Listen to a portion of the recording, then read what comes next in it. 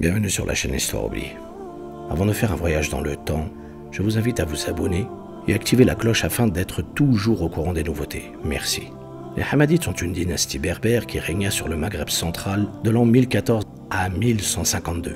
Ils sont connus pour leur capitale fortifiée dans la région de Msila en Algérie actuelle. Mais en 1067, ils cherchent une nouvelle capitale et reconstruisent une modeste bourgade, vestige de l'Antiquité sur la côte de la Kabylie, qu'ils nommeront en l'honneur du souverain El Nasir, la ville d'En-Nasiriyya, actuellement la célèbre ville de Béjaïa.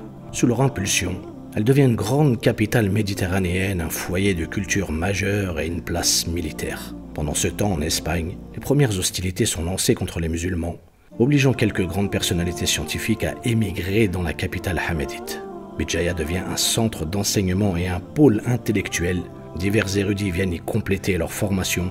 Des centaines d'étudiants, dont certains d'origine européenne, se présentent alors dans les mosquées où enseignent les théologiens, juristes, philosophes et scientifiques.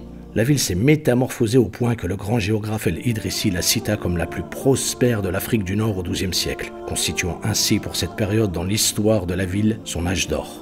Béjaïa est entourée aussi de petits villages montagneux qui sont également le siège d'un milieu intellectuel actif. D'un point de vue scientifique, la Kabylie ancienne est décrite comme une montagne savante. Elle comportait un réseau d'institutions culturelles et de nombreuses bibliothèques, compilant des manuscrits sur divers sujets: jurisprudence, littérature, astronomie, mathématiques, botanique et médecine. En 1147, les Almohades renversent les Hamadites et font de Béjaïa une province. La ville du savoir continua à jouer un rôle éminent, recevant des personnalités scientifiques et littéraires prestigieuses, comme le grand poète Ibn Hamdis, célèbre pour son œuvre poétique composée de 360 poèmes pour un total de plus de 6000 vers. Ses sujets sont variés, de la description des détails de la vie quotidienne à son époque, puis des éloges sur les princes de la cour dont il était l'hôte, enfin de nombreux vers dédiés à la Sicile, son pays d'origine. Sa poésie affiche une maîtrise approfondie du canon poétique arabe, ainsi qu'une connaissance linguistique sophistiquée, qui pointait vers une éducation d'élite. La ville a vu aussi le passage d'un autre grand poète, le prestigieux Ibn Arabi, auteur de plus de 700 ouvrages rapidement connus dans le monde musulman.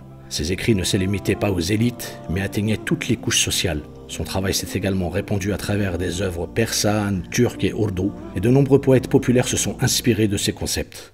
Plus besoin de présenter le remarquable historien et père de la sociologie Ibn Khaldoun, qui en plus d'être enseignant fut le grand vizir de Béjaïa sous la dynastie des Hafsides. Un grand astronome vécut aussi sur la montagne savante. Il s'agit d'Ibn al-Arqam, l'inventeur de la première boussole magnétique en Occident, et le premier à calculer les longitudes et latitudes et à écrire des tables astronomiques pour la ville de Béjaïa.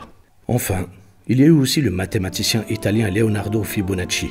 Pratiquement toute son éducation s'est faite à Béjaïa, car son père était marchand et notaire public des douanes pour le compte de l'ordre des marchands de la République de Pise. Leonardo Fibonacci commence son éducation en mathématiques et étudie notamment les travaux algébriques du grand persan El-Khawarizmi et de l'égyptien Abou Kamil et les travaux du persan El-Qaraji. C'est ainsi qu'en 1198, l'Europe doit à Fibonacci l'introduction du système de numération arabe à la place des chiffres romains. Les nombreuses bibliothèques témoignent que les villages étaient loin d'être renfermés sur eux-mêmes et qu'ils étaient en lien avec le reste du monde.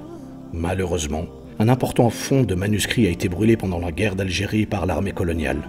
Collection importante a été confisquée et conservée jusqu'à nos jours à Aix-en-Provence. Mais heureusement, d'autres manuscrits ont pu survivre en étant dispersés parmi la population. Et rappelez-vous que dans chacun de nous sommeille le potentiel d'apporter un plus à l'humanité.